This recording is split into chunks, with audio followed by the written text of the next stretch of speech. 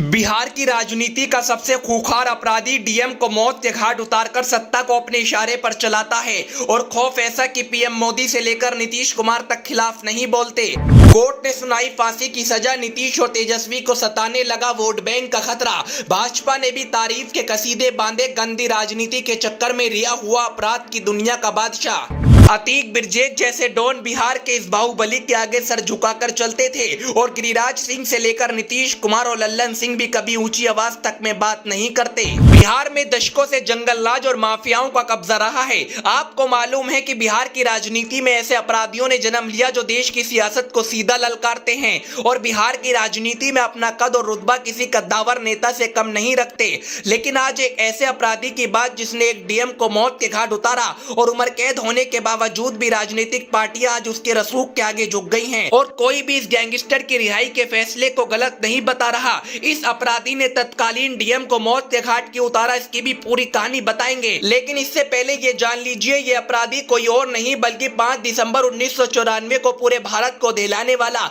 अपराध की दुनिया का सबसे बड़ा नाम आनंद मोहन सिंह है। आनंद मोहन वही नाम है जिसने 1985 बैच के प्रशासनिक सेवा अधिकारी जी कृष्णैया को बगैर किसी जुर्म के मौत के घाट उतार दिया था। दरअसल हम आपको बताएं, मुजफ्फरपुर में एक कुख्यात गैंगस्टर की हत्या होने के बाद उसके गिरोह के लोग हजारों की तादाद में सड़क पर प्रदर्शन कर रहे थे और गोपालगंज के तत्कालीन डीएम जी कृष्णैया अपनी लाल बत्ती की कार से मीटिंग से लौट रहे थे। लेकिन अपराधियों की भीड़ ने कृष्णैया की एक बात न सुनी और उनकी पीट पीट कर गोलियों से भूनकर हत्या कर दी गई और घायल अवस्था में जी कृष्णैया लोगों से कहते रहे, मैं मुजफ्फरपुर का डीएम नहीं, मैं गोपालगंज का डीएम हूँ। लेकिन बाहुबली आनंद मोहन और उसके साथियों ने जो करतूत की, उसके बाद न्यायालय ने आनंद मोहन को फांसी की सजा का ऐलान किया। लेकिन बाद में इसे उम्र कैद में तब्दील कर दिया गया और भारतीय राजनीति में यह पहला मामला था जब किसी राजनेता को इतनी सख्त सजा सुनाई गई हो। लेकिन आज नीतीश कुमार इस खूंखार अपराधी का गुणगान कर रहे हैं और तेजस्वी यादव भी राजपूत वोट बैंक को पाने के चक्कर में इसकी रिहाई की कवायद करने लगे और बिहार सरकार के अपराधियों के साथ सांठगांठ देखिए कि इतना खूंखार अपराधी होने के बावजूद भी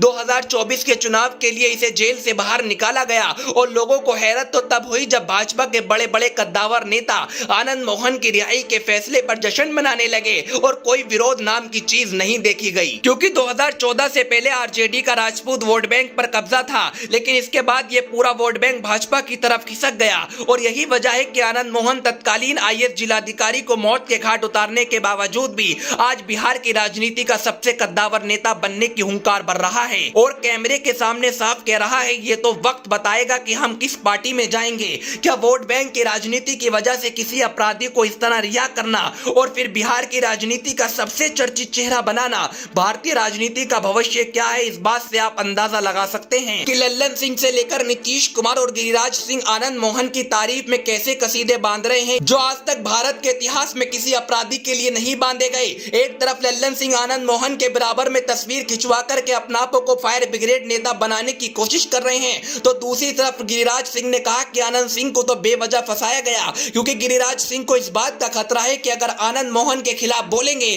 तो राजपूत वोट बैंक नाराज हो जाएगा और 24 में भाजपा को भारी नुकसान हो सकता है। किसी अपराधी को सत्ता के लालच में आकर खुलेआम छोड़ने वाले नीतीश कुमार और तेजस्वी यादव के बारे में आप क्या कहना चाहोगे, इस पर भी अपनी राय दीजिएगा। और आनंद मोहन बिहार की राजनीति में बड़ा बदलाव लाएंगे, आपको क्या लगता है, कमेंट पे अपनी राय जरूर दीजिएगा। अभी के लिए फिलहाल इतना ही, बने रहिए हमारे साथ।